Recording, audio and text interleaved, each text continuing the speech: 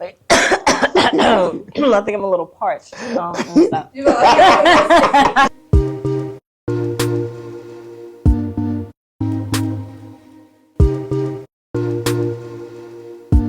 Welcome back to the Beauty Hills podcast, where we intertwine wellness and purpose. And I get the opportunity to provide a beauty service for every guest that comes to my podcast. Today I have a very special guest who is an icon, a mogul in fashion, corporate, and now he has his own beverage named Baako. And our guest is Omaru Washington. Thank you.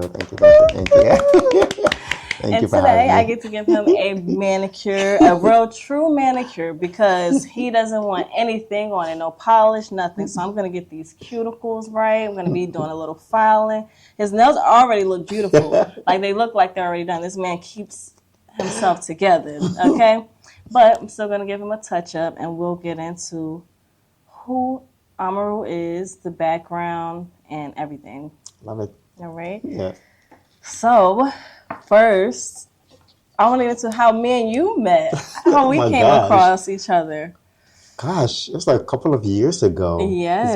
I was doing a fashion photo shoot. Yep. And I remember I was looking for a makeup artist.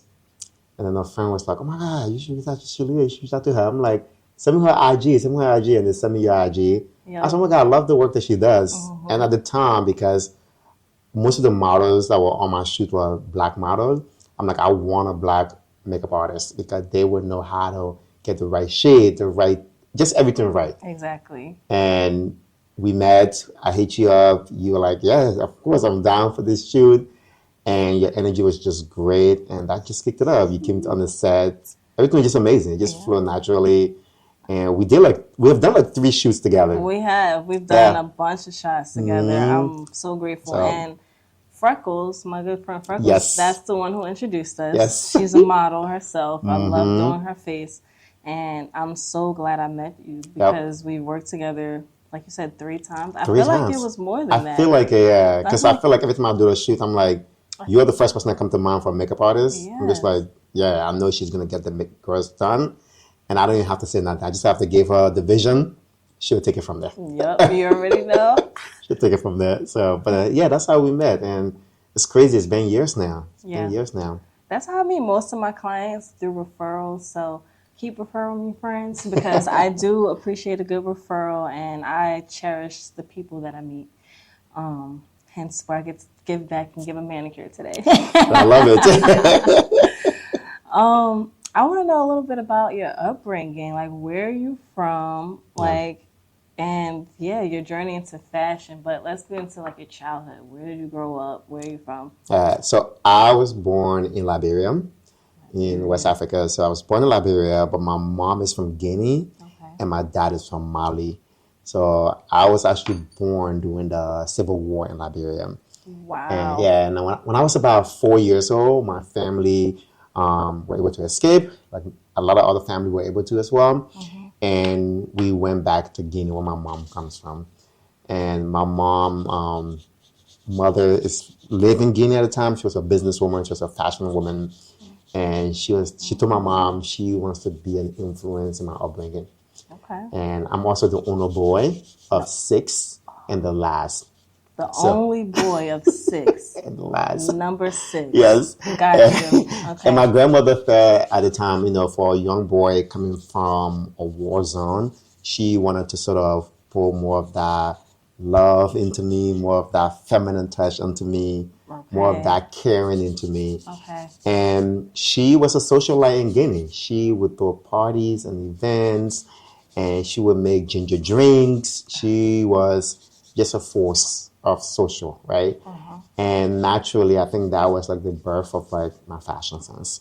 Okay. Because I would come to her event and I would see these beautiful women dressed in these beautiful garments, like large jewelries, just gold and just colors. Yeah, tradition. And I just grew up in that wealth of culture, that wealth of artistry. And it is something that has always stayed with me. And not knowing that fashion would be something I would pursue, but I just feel like my entire childhood I just was in the fashion scene all the time. Because then my older sister, she owned a tailor shop in Liberia.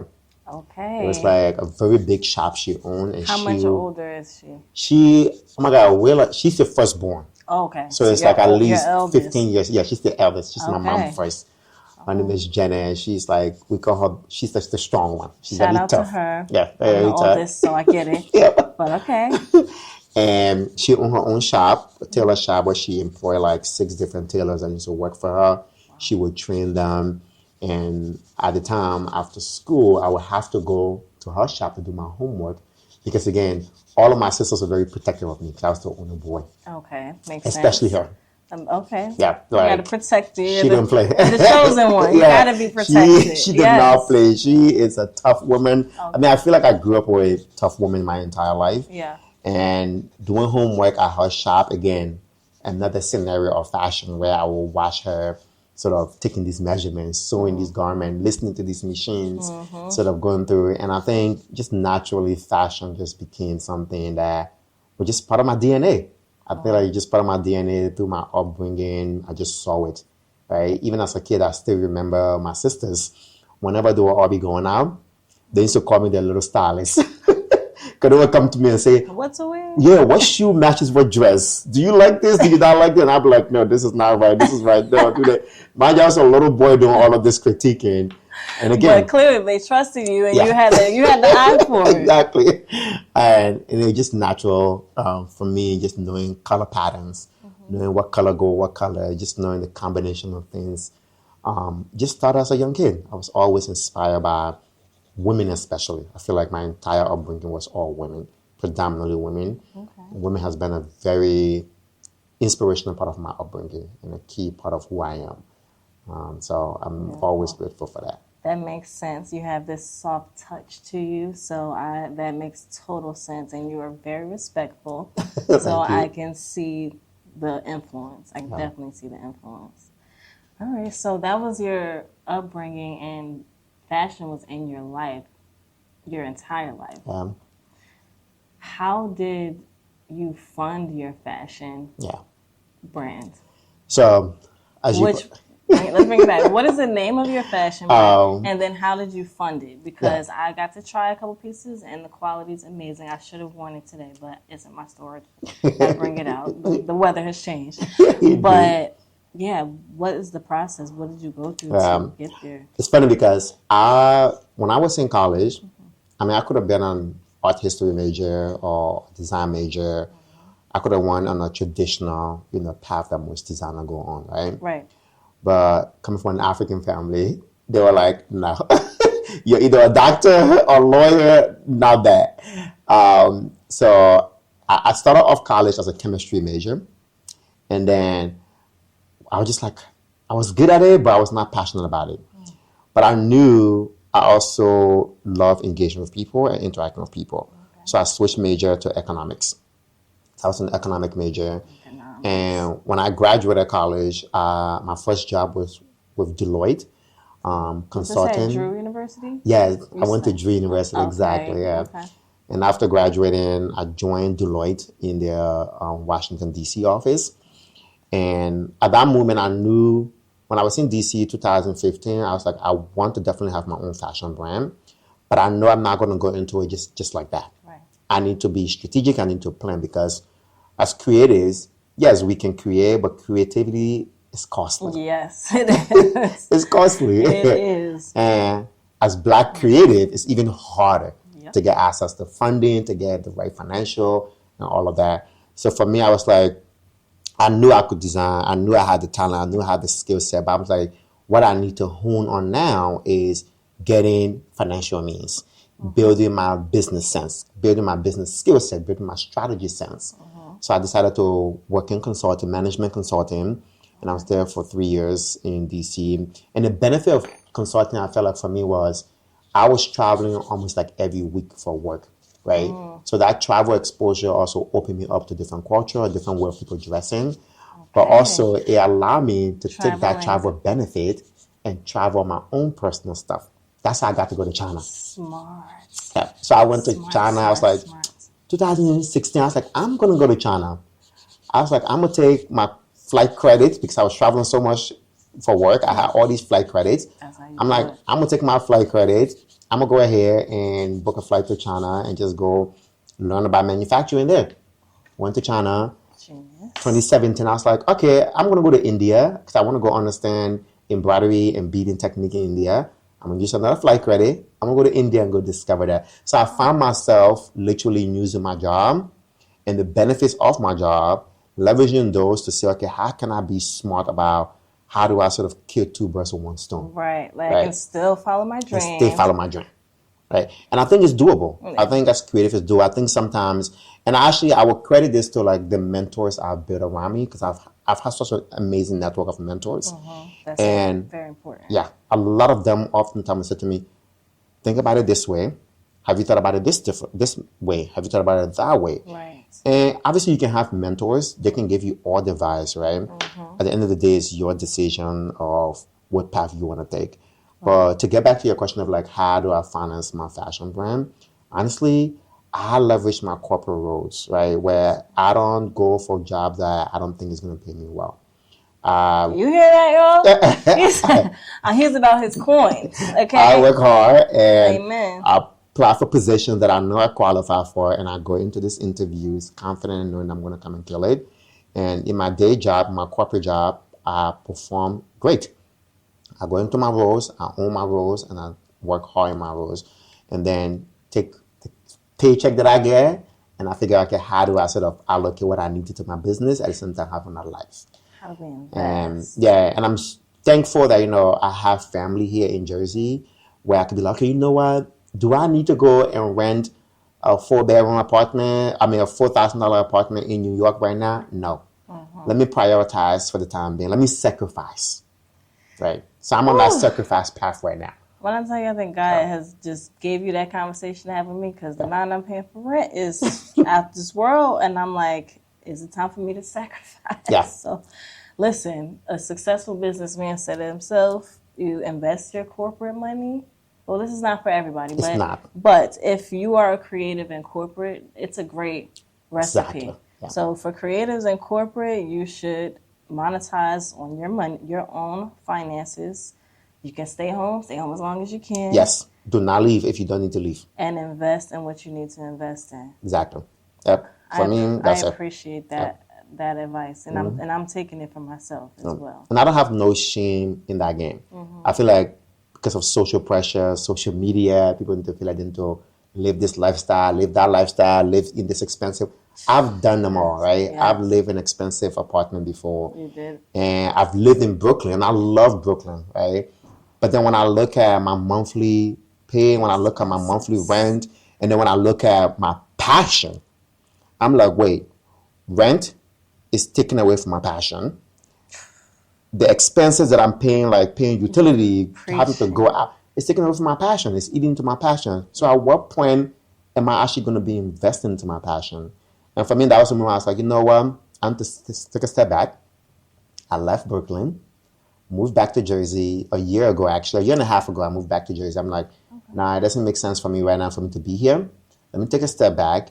I'm thankful to have a good job. Let me leverage that opportunity to focus on the goal that I want to go after. And thankfully, because I made that decision, I was able to invest my money even into Baako, getting these beautiful cans that you have now. Perfect. Into that. Wait, speaking of, let's pause because I want to give this a try. This is so good. Yeah, this is very natural. Just cleaned up the cuticles a little bit, put some lemon cuticle oil on there. I love it. And fouled you up a little bit. Like, super natural. You don't want anything, so I couldn't give you like these. Like I was ready to give you like a pineapple and a coconut. It's funny because like with fashion, I'm so loud, so creative, and so much color. But when it comes to my hands, since I'm so basic, I like very simple, clean, classic. Speaking of your success in business and leveraging your finances with your job, you started Baako, which I'm like, I need to take a sip to give it a try. Please do it. Sparkling. So Baako is a sparkling beverage. Would you say it's like a healthy soda? It is. I would say if It's not a soda. It's just Baako. Baako. It's just Baako. It's It's just a Baako. sparkling experience. Ooh, It is just as simple as that. It's a sparkling experience. It's only 50 calories. 50 calories for It's that one. non-alcoholic, but I'm sure it mixes well Yes. with cocktails. Yep. And it could be also like non-cocktail. It's like a zero-proof cocktail, right? So the good thing about it is for the non-alcohol drinkers, this is a perfect substitute. And then for the alcohol drinkers, you can literally mix this with your favorite alcohol, like with a tequila. So I'm going to open it up. But I love that. I love a non-alcoholic option for people that don't drink. We're on our health kick these days. So cheers. I'm going to try the ginger pineapple. Oh, my goodness. Woo. That is good. I'm getting my little lipstick on it. And I try to make my nails match it.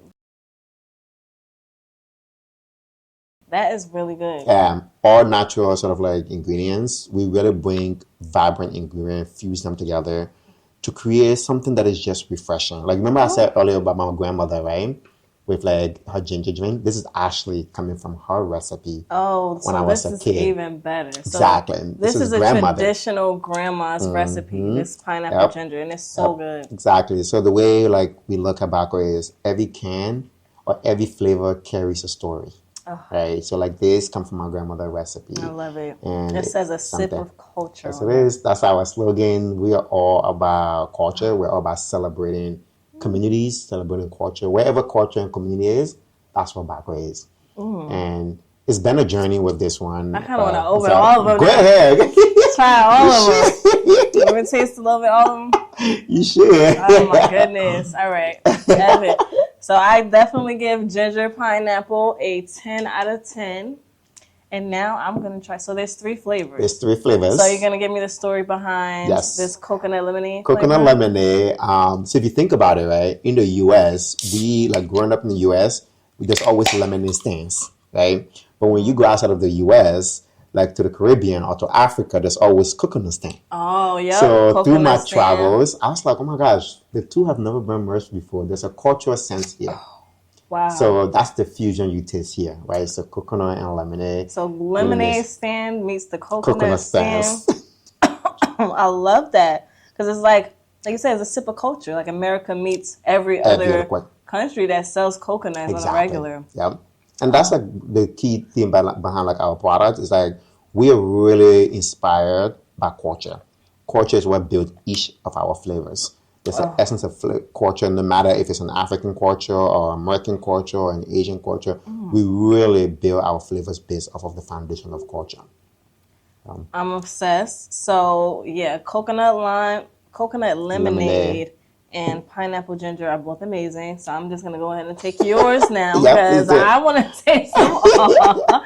And they won't go to waste. I will bring them with me and make some, put some ice in the cup and just a straw with it. So this last one is hibiscus watermelon. So I was trying to do my best to match. Yep. I mean, the inspiration of this is if you think about like hibiscus, like African, we have what we call zobo. Okay. Caribbean, they do a lot of their hibiscus drinks. They do. Right? Jamaicans call it sorrel. Sorrel, exactly. So if you think about it, this is almost like a lighter version of that with a watermelon twist to it, right? So it is light, it's flavorful, but at the same time it's healthy, and it still have that flavor taste to it. This one's only 20 calories. 20 calories. Amazing. You really... You did great. Thanks. Now, I want to, what's the process of getting these flavors right? And like, did you have to go through a taste testing process? I did. I mean, this is an art and a science. So, funny enough, I've been on this journey for like 10 years. Okay. So, in 2014, my friend and I, we threw a party on campus. We were in college. Okay. We threw a party on campus. And I brought the ginger pineapple from my grandmother's recipe. I said, okay, let's try this out. Mix it there. It was popular. People loved them. I'm like, okay, cool. Fast forward to 2018, I was in grad school in London. I had like a little brunch. Oh, so you did grad school in London? Yes. I didn't know that. Yeah, I did my master's in London. Throw that in there. Okay. And while I was doing my master's in London, okay. I decided to throw like a brunch that was party in my apartment. And friends came over and again, mixed the same drink. became more popular, then people loved them. Okay, there's something here. But I didn't really like become proactive on it. I was just at this moment just doing social experiment testing and realizing what I need, what I don't need. I was living in Brooklyn 2023, and I decided like I'm going to throw myself a birthday party. Threw myself a birthday party, and at that party, I actually had all three flavors at this point now, so I just want to try different things and see what people like. And I remember after the party, the bartender came to me. She's like, people keep asking about this drink you have here. For me, that solidified it. At that moment, I was like, okay, I have something here. You definitely have something. I've been experimenting for years now. Okay, I want to bring this to life. And the thing about it is, when you look at the beverage market right now, especially sparkling beverage, you have the Olipop, the Poppy, all the different sparkling beverages. There's not really much black representation. No. So for me, I was like... Not cultured at all. None of these flavors, not cultured at all. No shade to Olipop and stuff, but Baako has a taste of culture. That is what is missing on the market. Okay? And that's the gap I saw. I was like, there's something here. But also, I want to create something for me, for my people, for my friends, for our party, for our community, that is delicious, but at the same time is healthy. Yes. That is not compromising your health. It's not compromising your health at all. And it's possible. It's doable. As you can see, we were able to do it, right? Yes. So it was all about how do we bring bold taste that is a better choice. Yes. But at the same time, it is inspired by community and culture. And that's like really the backbone and the narrative of what we have sort of been on this journey on. 10 years with Baako. Yeah, just naturally first, social testing, just coming from friends, bringing friends together. So I also love to like host and bring people together. Okay. So it just came from that background of where people have shared moments, where people have shared celebrations, right? And through that, I was like, okay, I have something here. Okay, let me bring it to life now. And again, going back to like sort of my corporate jobs, I feel like they have prepared me in a sense because I've had many different experiences, from consulting to working in luxury retail at Tiffany to now being in tech at Google. So I feel like I have experienced so many different things that have allowed me to be a structural thinker, to be creative, but at the same time to be a strategist, right? Yes. So I was able to bring all of that into this. So imagine like seeing beautiful cans like these. This comes from my fashion background.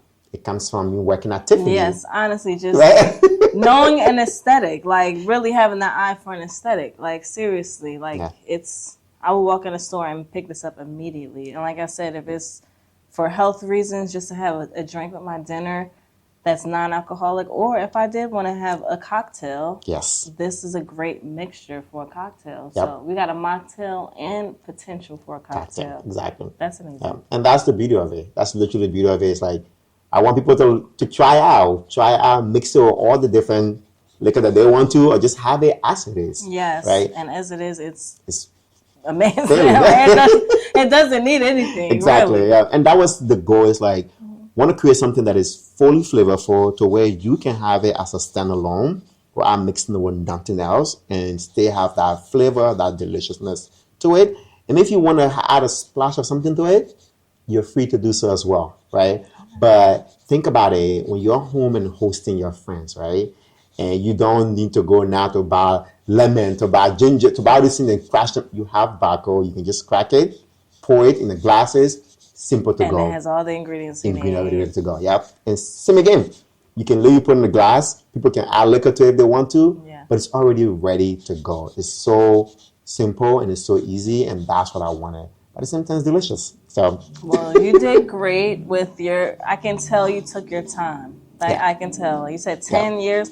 That gives me some relief because I have plenty of ideas, right? Take your time. And plenty of seeds that I've planted.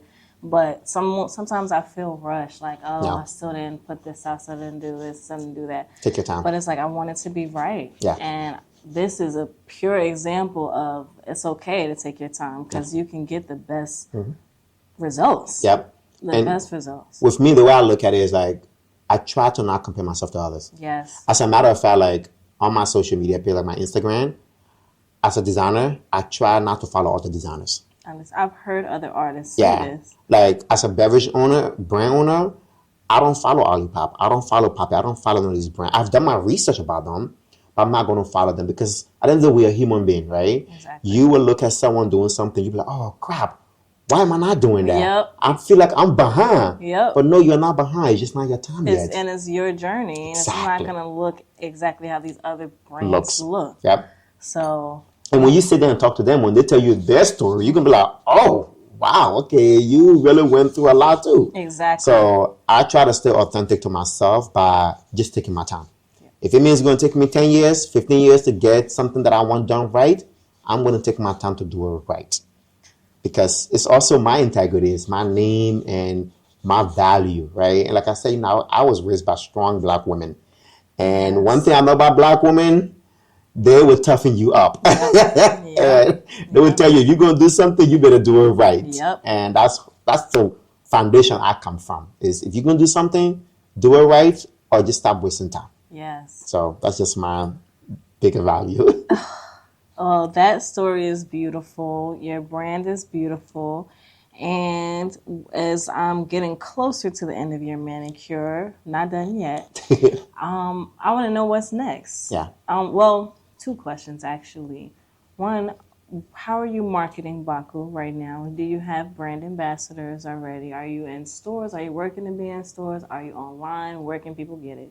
We are online. Everything can be purchased at drinkbaako.com. Okay. So it's very easy. And even when you purchase our products, at the back of each can is also a QR code. If you want to replenish and reorder again, it's possible. So you can subscribe. Exactly, okay, right. We are not in store yet, but that is one of our goals as we look at 2026, because we literally launched about 2.5 months, 3 months ago. Yes. So we're new. We're super, super new. All right. So we are taking our time to build our community. We are taking our time to meet our people, okay? So we don't want to rush that. Just as it took us time to build a great product, we are taking our time to build our community. And as we're getting our product out, we are getting feedback. We want to get feedback, right? Because every feedback we get is a way of us saying, how do we reflect on that? Right. And how do we make sure we improve our product standard? Baako is great now. Our goal is to continue to make it great and great, right? So what's next is 2026. We just want to keep building community. We want to be wherever there's culture and community happening. That's what we want Baako to be. CultureCon, we want to be there next year. Yes. Juneteenth, we want to be part of that. Yep. We want to be anywhere where there is all the festivals, all the Afrobeats festivals. Every single one of them. We want Baako to be there. That's like our goal, is combining both the digital marketing era, but at the same time with the in-person community marketing. We really want to tap into all of the right different communities and just be there and be part of those experiences. Well, I'm excited for you, and I would love to be one of your people on your team, on your marketing, helping you market, whether it's doing makeup for one of your shoots. Oh, that'd be cool. Or whether it's being an actual influencer, brand ambassador, have you sponsor a couple of my episodes like today. Yep. So I'm very proud of you, and I only like to support products that I believe in. And I genuinely believe in this. This tastes amazing. So call me, let's work. Let's do it. Let's do it. Because I love what you're doing here. And I think it's very authentic. Thank you. Like saying down, doing this. And it's also you. You're such a creative. I am. You're a creative. So I feel like this is you.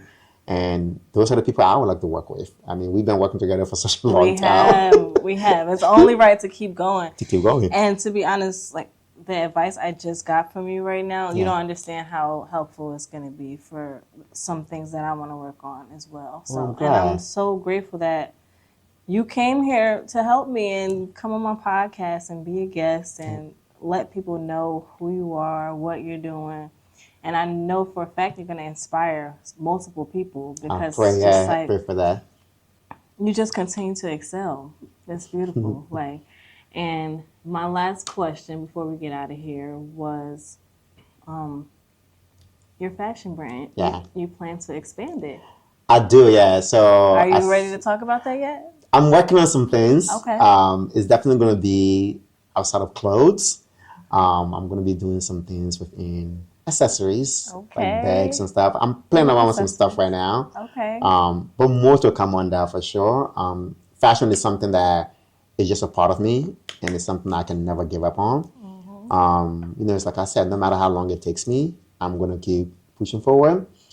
I think I know some of the greatest of designers didn't just happen overnight, Right. right? It took them time. Right? When you think about Dior started his brand in his 40. And he built his brand within 10 years frame because he was a designer, most of his biggest collection within the first 10 years of his brand before he passed, right? Wow. You know, Karl Lagerfeld, again, come from Yep. a strong background of artistry, of vision, and clarity.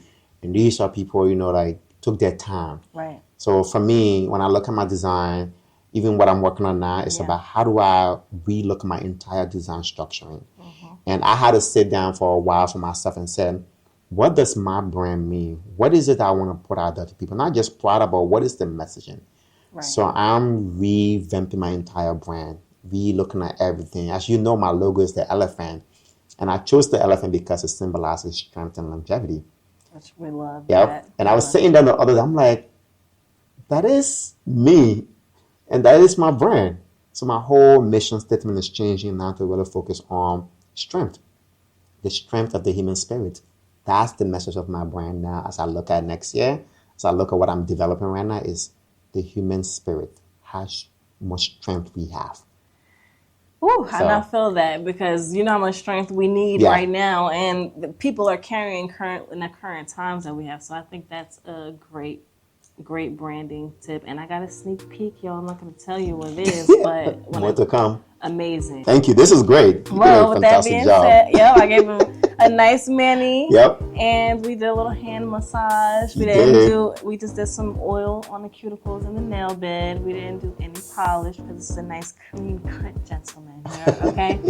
And thank you for coming. Thank you. I really appreciate it. Please tune in again on Beauty Heals Podcast. We'll catch you next episode, and make sure you drink your Baako. Please do. Cheers.